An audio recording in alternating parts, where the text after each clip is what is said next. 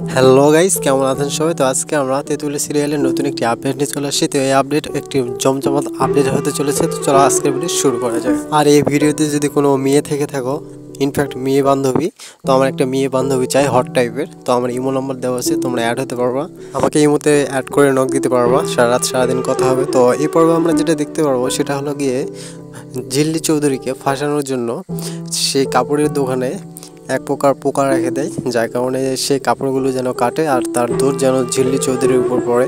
তো একটা প্ল্যান করে, তো এই প্ল্যান করার পর সে বাসার সবাইকে ডাকার পর বলে যে যে ঝিল্লি চৌধুরীকে তোমরা বাসায় রাখছো এত আদর যত্নে, তো সেই ঝিল্লি চৌধুরী তোমাদের ক্ষতি করার জন্য অনেক কিছু করছে, বাট আমি তাকে ধরে ফেলছি। তো এই কথা বলার পর তাকে প্রশ্ন করে যে কী প্রমাণ আছে তার বিরুদ্ধে যে তুমি এরকম কথা বলতে পারতেছো।